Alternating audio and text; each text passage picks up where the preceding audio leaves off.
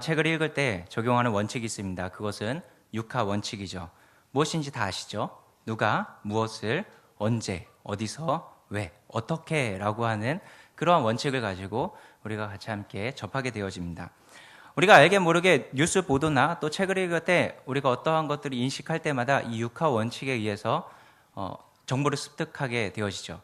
그런데 우리가 성경을 볼 때는 하나 더 추가해서 봐야 할 게 있습니다. 굳이 얘기하자면 칠하 원칙이라고 할 수 있겠는데요. 그 중에 하나 더 추가되는 게 있다면 누구에게입니다. 누구에게. 누가 무엇을 언제, 어디서, 왜, 어떻게에다가 누구에게 썼는가를 같이 함께 볼 때 우리가 성경을 좀 더 깊이 볼 수 있게 되어지는 것이죠. 내가 읽은 성경 본문이 유대인에게 썼는지, 아니면 헬라인에게 썼는지, 아니면 에베소 교인에게 썼는지, 또 빌립보 교인에게 썼는지, 그런 것들을 생각하면서 볼 수 있어야 되는 거죠. 그렇게 되어지면 조금 더 성경을 보는 눈이 열려지게 될 것입니다. 오늘 본문도 마찬가지입니다. 오늘 본문을 그냥 우리가 읽기만 했다면은 아마 그 안에 숨겨져 있는 하나님의 뜻과 또 하나님께서 우리에게 보여주시고자 하는 의미를 제대로 발견하지 못할 수도 있을 것입니다. 오늘 말씀을 읽으면서 어떠한 뜻이겠다 이해되시나요? 오늘 말씀은 무엇을 나타내고 있는 걸까요? 오늘 말씀은 아마 한 번쯤은 읽고 넘어가 보셨을 것입니다. 그런데 사실 오늘 본문보다는 이 앞에 나와 있는 이야기들을 우리가 너무나도 잘 알고 있죠. 앞부분에 어떠한 내용들이 나와 있나요? 앞부분에 보면은 엘리야의 승천 기사가 나오죠. 그거는 너무나도 말씀을 많이 들어봤어요. 그리고 엘리야에게서부터 엘리사에게 그 권이 넘어가면서 이제 엘리사가 엘리야보다 훨씬 더 많은 능력을 행하는 모습들을 볼 수 있습니다. 그래서 요단강을 거르는 모습이나 또 여리고성의 물의 근원을 정결케 하는 그런 기적들을 우리가 같이 함께 보죠. 그리고 오늘 나오는 본문의 말씀이 바로 베델로 올라가는 그 엘리사를 아이들이 놀리는 이야기가 등장을 하는 거죠. 오늘 본문을 조금 더 이해하기 쉽게 요즘 말로 이야기를 한다면 바로 이런 겁니다. 어렸을 때 누군가 놀릴 때 이런 리듬 타보시지 않았나요? 누구누구는 뭐뭐래요. 네. 한 번쯤은 해보셨죠? 제가 예전에 어렸을 때 좀 많이 들었던 그런 리듬인데 이런 거죠. 명중이는 잘생겼대요. 이런 거. 네. 동의하시죠? 그런데 오늘 본문에 보면은 아이들이 막 나와서 엘리사는 대머리래요. 이렇게 놀리는 겁니다. 그랬더니 엘리사가 열이 받아서 여호와의 이름으로 저주하니까 42명이나 되는 아이들을 죽였다라고 하는 것이죠. 여러분 오늘 말씀을 딱 보면서 어떤 생각이 드시나요? 어떤 느낌이 들죠? 오늘 본문 말씀 보니까 대략 이런 뜻이겠구나 라고 하는 것들이 혹시 잡혀지시나요? 혹 이런 거 아닌가요? 하나님의 사람을 놀리면은 저주를 받는구나. 어디선가 나와서 암콤이 나와서 날 죽일지 모르겠구나. 이런 해석? 이런 이해일까요? 요즘 말로 바꿔서 이야기하면 선지자, 요즘 목사님이겠죠? 혹시 담임 목사님 뒷담화를 잘못하면은 이렇게 죽을 수도 있겠구나. 이런 건가요? 아니면은 하나님 참 잔인하시다라는 것을 느낄 수 있나요? 애들이 목사님 조금 목사님 잘생겼다고 놀릴 수도 있는 거고 그런 거지. 그렇게 놀렸다고 해서 그 선지자가 저주한다고 해서 그렇게 암콤 둘이나 나와서 죽이게 하는 것, 그게 가능할까? 하나님 참 잔인하시다. 이런 걸 느끼셨나요? 과연 이 말씀이 우리에게 단순한 이러한 것들을 전달해 주기 위해서 쓰여졌을까요? 그저 하나님의 사람 엘리사를 놀리던 아이들을 곰이 나와서 죽였다. 이런 단순한 이야기를 쓰기 위해서 오늘 성경 본문은 쓰여지지 않았을 것입니다. 하나님께서는 이 말씀이 우리에게 어떤 점이 필요하기 때문에 이곳에 기록하셨던 것이죠. 이 사건을 통해서 그 시대 사람들에게 뿐만 아니라 오늘 우리에게도 말씀하고 있는 것입니다. 그래서 오늘 이 말씀을 같이 함께 살펴나가기 원합니다. 오늘 말씀을 보면 엘리사에 대한 특징이 정확하게 나타나고 있습니다. 엘리사는 어떤 특징을 갖고 있나요? 대머리죠. 제일 중요한 단어가 오늘 대머리입니다. 제가 이 설교를 할 때 혹 이 앞에 그런 분이 계셨으면 좀 말하기 힘들었을 텐데 안 계셔서 당당하게 얘기하겠습니다. 대머리죠. 그런데 오늘 그 대머리라고 아이들이 놀렸다가 죽었습니다. 그러면 여기서 제일 중요한 것은 키워드는 아마 대머리일 것입니다. 여러분, 대머리라고 하는 게 무엇인가요? 단순히 머리카락이 없다라는 거죠. 네, 맞습니다. 대머리라고 하는 것은 머리카락이 없는 겁니다. 그런데 그럼 제가 여기서 질문 하나 더 드리겠습니다. 그럼 하나님은 수염이 있을까요? 없을까요?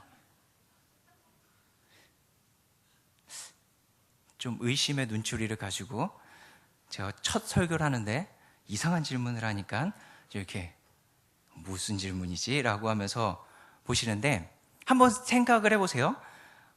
하나님이 보이시지도 않는데 하나님 수염이 어디 있어? 라고 이야기하실 수도 있겠지만은 제가 드리는 질문은 바로 이런 겁니다. 우리 어르신들이 무릎이 쑤시고 아프면은 뭐라 그러죠? 내일 비 올 것 같아 라고 이야기를 하죠. 그런데 만약에 미국에서 또는 영국이나 유럽에서 무릎이 쑤시고 다리가 아파, 그럴 때 주변에 있는 자녀들이 뭐라 그럴까요? 병원 가세요 라고 하겠죠. 네, 그거는 우리나라에서만 통용되어지는 어떤 문화적인 개념입니다. 그런 것처럼 하나님이 수염을 가지고 있다라고 하는 질문을 그 당시 이스라엘 사람들이 가지고 있었던 그 개념 안에서는 어떠한 생각을 가지고 있었을까요? 이스라엘 사람들은 하나님을 바라볼 때, 하나님을 생각할 때 어떠한 모습으로 상상을 하면서 그들은 이해하고 있었을까요? 그들은 하나님이 수염을 가지고 있는 분으로 이해했습니다. 그게 성경 어디에 나오냐라고 이야기하겠지만 그들은 그렇게 믿었습니다. 그래서 처음 하나님께서 창조하셨던 아담도 하나님의 형상으로 지어졌기 때문에 수염이 있고 털이 있고 그러한 사람으로 생각을 했던 것이죠. 그래서 사람이 처음 창조됐을 때 머리카락도 있고 수염도 있고 털이 있는 모습으로 상상을 했습니다. 그것이 바로 창조의 모습, 아주 정상적인 모습으로 생각했던 것이죠. 그래서 이스라엘 백성들, 유대인들이 생각할 때 정상적인 사람은 머리카락도 길고 수염도 나 있고 몸에 털이 나 있는 사람들, 그 사람들이 남자의 정형으로 생각을 했던 것입니다. 그래서 하나님께서 창조하신 원래의 모습에서 벗어난 사람들은 어떻게 생각을 했을까요? 비정상적인 사람이죠. 그래서 레위기 21장 5절에서 6절까지 말씀 보면 이렇게 이야기를 합니다. 제사장들은 머리털을 깎아 대머리 같게 하지 말며 자기의 수염 양쪽을 깎지 말며 살을 베지 말고 그들의 하나님께 대하여 거룩하고 그들의 하나님의 이름을 욕되게 하지 말 것이며 그들은 여호와의 화제 곧 그들의 하나님의 음식을 드리는 자인즉 거룩할 것이라 라고 말씀합니다. 제사장들이 하나님을 섬기러 나아갈 때 대머리 같게 하지 말래요. 왜 그렇죠? 하나님 앞에 거룩하지 못하기 때문이죠. 완전하지 못한 자라는 것입니다. 그래서 성전에는 수염을 믿고 들어가지 못합니다. 대머리도 들어가지 못하죠. 왜 그렇죠? 정상이 아니기 때문입니다. 정상이 아니라는 것은 결국 거룩하지 못한 것이고 정결하지 못하다라는 것이죠. 그래서 거룩하신 하나님, 정결하신 하나님 앞에 나아갈 때 이 비정상적인 사람들은 절대로 들어가지 못하는 것입니다. 그래서 구약의 제사를 드릴 때도 제물이 흠없고 정결한 것들만 드리잖아요. 그런 것처럼 사람도 동일하게 흠없고 정결한 상태의 사람들만 가서 하나님을 섬기게 되어져 있었습니다. 그래서 이스라엘 사람들이 생각하는 털이라고 하는 개념은 우리가 생각하고 있는 털의 개념과는 조금 다른 것이죠. 이스라엘 사람들은 이 털의 개념을 하나님과 연관해서 생각을 하고 있습니다. 그래서 바로 이 털이 많은 사람들을 하나님의 은혜를 많이 입은 사람들이고 털이 많아야지 하나님께서 쓰신다라고 생각을 했던 것이죠.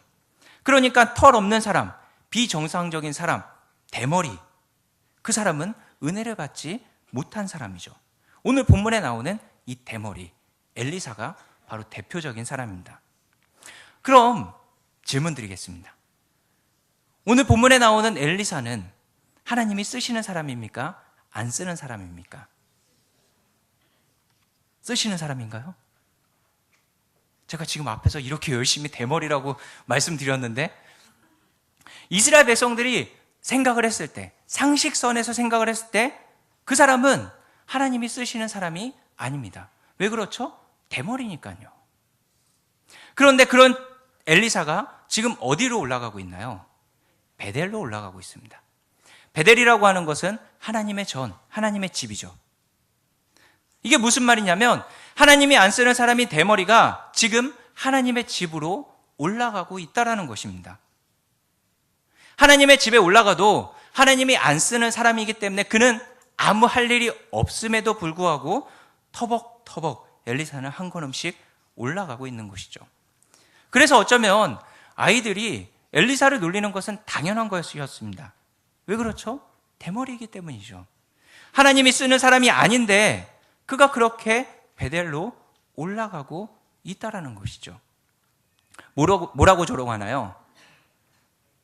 대머리여 올라가라, 대머리여 올라가라 라는 것이죠. 진짜 올라가라는 것일까요? 아니죠. 야, 너 지금 대머리 주제에 하나님의 은혜도 못 받고 하나님께서 쓰시지도 않는 사람이 하나님의 전에 올라가서 너 뭐 하려고 그래? 거기 올라가봤자 너 아무것도 할 거 없어. 그런데 뭐 하러 올라가? 그렇게 놀리고 있는 거죠.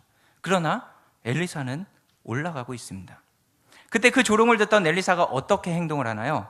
24절 상반절 말씀 보면은 엘리사가 뒤로 돌이켜 그들을 보고 여호와의 이름으로 저주하매라고 말합니다. 그가 그렇게 놀리는 그 아이들을 향해서 여호와의 이름으로 저주했다라고 하는 것이죠. 엘리사가 한 말이 바로 이런 말입니다. 그래, 내가 대머리여서 하나님께서 안 쓰신다고? 그럴 수 있어. 그럼 내가 하나님의 이름을 걸고 저주를 내리는데 하나님이 나를 안 쓴다면 그 저주가 임하지 않을 것이고 내가 하나님의 이름을 걸고 저주를 내릴 때 저주가 임하게 되면 하나님께서 나를 쓰시는 거 아닐 거야? 그때 아이들은 그런 엘리사의 그 이야기를 듣고 이런 생각을 했을 겁니다. 웃기고 있네.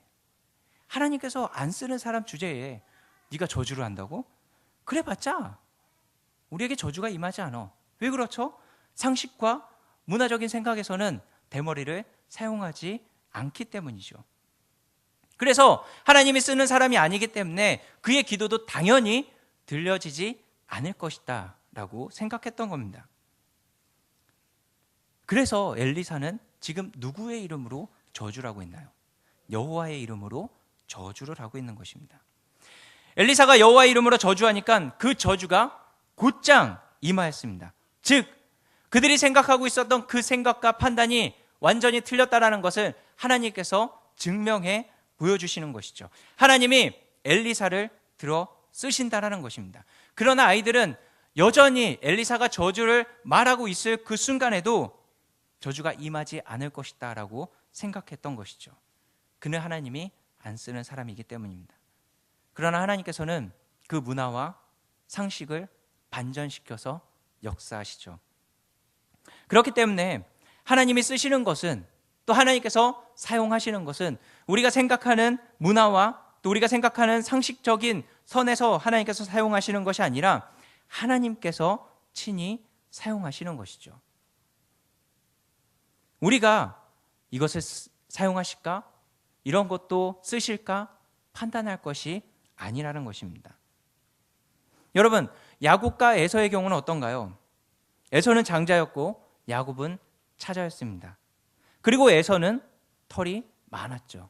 야곱은 매끈매끈한 사람이었습니다. 그래서 그들이 가지고 있었던 상식 안에서는 반드시 하나님은 에서를 사용하셔야 하지만은 누구를 들어 사용하시나요? 야곱을 쓰십니다. 여러분, 야곱이 어떤 사람인가요? 야곱이 정의롭고 명예롭고 힘이 센 사람이었나요?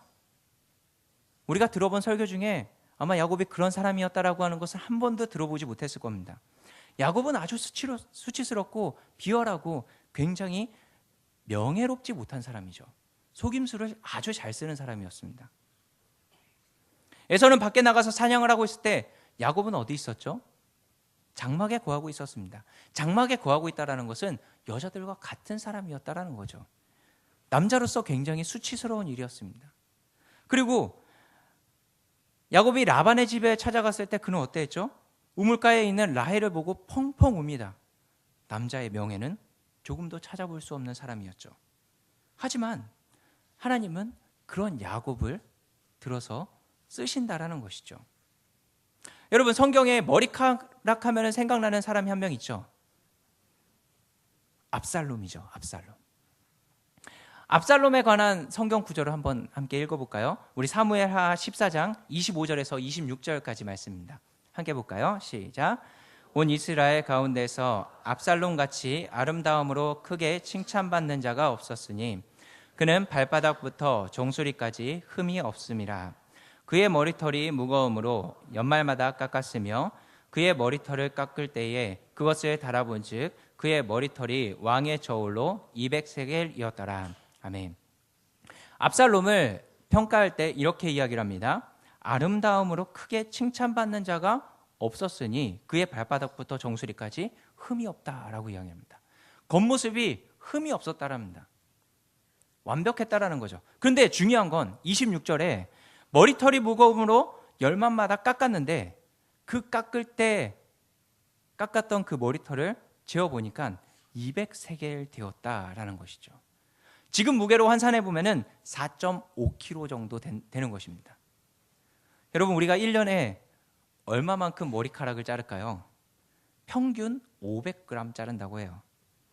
4.5kg이면 엄청난 거죠. 그런 엄청난 머리털을 자랑하는 사람이 바로 압살롬이었습니다. 이렇게 압살롬은 하나님의 은혜를 진짜 많이 받아 보이는 사람이죠. 머리털이 매년 4.5kg씩 자랐으니까요.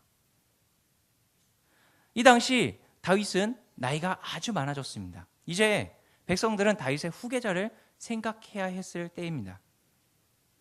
누구를 생각했을까요? 아마도 모르게 그들이 가지고 있었던 상식과 문화적인 배경에 의하면은 압살롬이 압도적이었을 것입니다. 외모적으로 보거나 머리카락을 봐서도 그는 하나님의 은혜를 풍성히 받은 사람이죠. 그런 압살롬이 성경에서 어떻게 민심을 얻어가죠? 사무엘하 15장에 보면은 압살롬이 성문에 앉아서 많은 그 성문으로 오고 가는 사람을 만나줍니다. 압살롬이 어떤 사람이죠? 머리카락을 휘날리며 하나님의 은혜를 받은 사람이 와서 오, 형제요. 오, 나의 형제요. 라고 하면서 껴안아주고 위로해 줍니다. 어떨까요? 하나님의 은혜를 받은 사람이 나를 이렇게 하나님의 영에 또 하나님의 은혜를 그렇게 풍성히 받은 사람이 나를 이렇게 껴안아주고 위로해 주다니. 아마 민심이 돌아가는 것은 당연했을 것이죠. 그래서 민심이 압살롬에게 넘어갔던 것은 어쩌면 너무나도 당연한 일일 것입니다. 그런데 중요한 건 압살롬이 어떻게 됐나요? 바로 그 머리털 때문에 죽었습니다. 하나님의 생각과 인간의 생각은 다른 것이죠. 하나님이 생각할 때는 야곱은 안 쓰고 에서를 써야 하고 엘리사는 안 쓰고 압살롬을 써야 하는데, 그러나 하나님은 에서를 안 쓰고 압살롬을 쓰시죠. 야곱을 쓰시죠. 압살롬을 안 쓰고 엘리사를 들어 쓰시는 것입니다. 우리는 이런 하나님이 계시기 때문에 매일 감사할 수 있는 것이죠. 일반적, 상식적, 문화적, 아니 그냥 우리 자신만 바라봤을 때 우리가 하나님 앞에 쓰일 수 있는 사람입니까? 없는 사람입니까? 합당하지 않아도 한참 모자라죠. 유대인의 생각에서 하나님으로부터 먼 사람을 치자면은 1번부터 100번까지 있다고 생각을 한번 해보십시오. 그러면 우리는 몇 번째 정도 될까요? 아마 저 끝에 99번째, 100번째, 아니 어쩌면 그 줄에도 서지 못할 자들일 것입니다. 우리는 유대인도 아니고 이방인 중에 이방인, 외인 중에 외인이죠. 그런데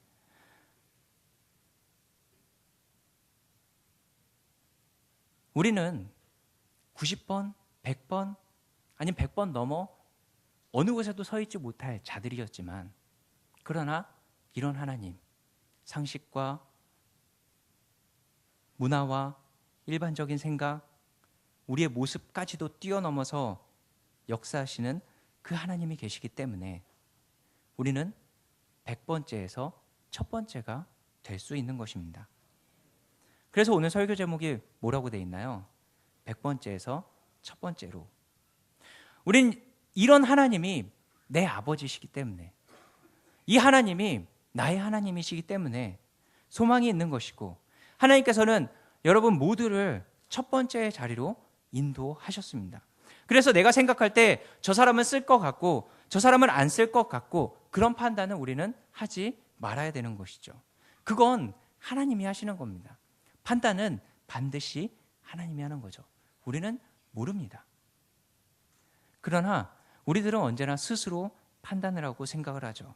저런 사람도 하나님이 쓸까? 아니면 그렇지, 저런 사람 반드시 하나님께서 사용하실 거야, 합당할 거야. 그러나 이 두 생각 모두 다 틀린 겁니다. 그런 생각은 우리는 할 필요 없는 거죠. 우리는 그저 우리에게 맡은 바 직분에 감사하며 충성하면 되는 것입니다. 또 이런 분들도 계십니다. 교회에서 어떤 일을 맡길 때 저는 못해요. 에이, 저 같은 게 어떻게 감히 이런 자리에 갈 수 있습니까? 에이, 목사님, 작년 넘어오면서 올해 들어서며 많이 하셨죠? 그런 것도 잘못된 겁니다. 어쩌면 겸손이 아닐 수 있고, 어쩌면 그것은 교만일 수 있습니다. 분명 하나님께서 뜻이 있기에 우리에게 여러 가지 일들을 맡겨주시는 것이죠. 2017년도 새해를 시작하면서 맡겨주신 그 사명들을 잘 감당하시기 바랍니다. 여러분, 엘리사가 어땠나요? 엘리사 대머리라는 거 너무나도 잘 알고 있습니다. 그도 이스라엘 사람이었고, 그도 그의 상식을 가지고 있었고, 그도 문화적인 이해를 가지고 있었던 사람입니다. 그런데 엘리사는 엘리야의 선택을 받을 때까지 끝까지 엘리야를 따라가면서 하나님의 능력을 받았습니다. 엘리사가 언제 포기한 적 있나요? 그가 나 대머리인데, 나 대머리라서 하나님께서 쓰시지 않을 건데, 포기한 적 있나요? 아닙니다. 내가 잘났건 못났건 그건 상관없습니다. 내가 힘이 있건 능력이 있건 그것은 상관없는 거죠. 로마서 2장 11절 말씀 보면은 이는 하나님께서 외모로 사람을 취하지 아니하심이라. 아멘. 우리 하나님은 사람을 외모로 취하지 않으십니다. 우리들은 하나님이 주시는 능력으로 하나님의 일을 감당하면 될 뿐이죠. 내가 재능이 있는 것 같습니까? 그것도 하나님께서 주신 것입니다. 내가 재능이 없는 것 같습니까? 그러면 끈질기게 엘리사처럼 간구하시기 바랍니다. 하나님께서 분명 하나님의 일을 맡겨놓고 야, 네가 알아서 해 라고 하시는 분이 아니십니다. 오늘 엘리사의 간구를 들어서 아이들에게 저주를 내렸던 것처럼 우리가 간구하는 그 모든 기도 가운데 응답하시는 하나님이시죠. 하나님이 어떤 분이신가요? 우리를 100번째에서 첫 번째로 인도하시는 하나님이십니다. 그래서 우리는 빌립보서 4장 13절 말씀처럼 내게 능력 주시는 자 안에서 내가 모든 것을 할 수 있느니라 라고 매일 믿음으로서 선포하면서 그 믿음을 소유하며 나아가야 하는 것이죠. 사랑하는 성령교회 성도 여러분, 우리가 지금까지 신앙생활을 되돌아보면은 사명을 제대로 감당하지 못한 모습 때문에 아쉬운 부분들을 매일같이 가지고 있을 것입니다. 또 올해 17년도를 시작하면서 그래, 그 아쉬운 부분들이 있었으니까 한 해 한번 제대로 해보자 라고 결단하셨죠. 근데 17년도 끝날 때 어떠실까요? 또 후회할 겁니다. 그런데 우리에게 맡겨주신 그 사명과 직분과 직책, 그것을 끊임없이 잘 감당할 수 있는 자리로 나아가시기 바랍니다. 아니, 오히려 그것에 주심에 감사하면서 나아가시기 바랍니다. 그러면 내 능력, 내 힘, 내 지혜, 그것을 뛰어넘어 하나님께서는 역사하실 것입니다. 우리는 도무지 그 일을 감당하기에 합당하지 않은 사람들이죠. 난 100번째 사람입니다. 합당하지 않아도 합당하지 않은 이유들을 대려면은 수만 가지의 이유들이 있을 것입니다. 그러나 그런 나를 예수 그리스도의 그 구속의 은혜로 첫 번째로 만들어주신 하나님에게 감사하면서 나아가시기 바랍니다. 그래서 그래서 하나님의 충성된 일꾼이 되어서 올 한 해 정말 아름다운 열매 맺는 저 여러분들이 되어지기를 주의 이름으로 축복합니다. 함께 우리 말씀 기억하면서 찬양하면서 나아가겠습니다.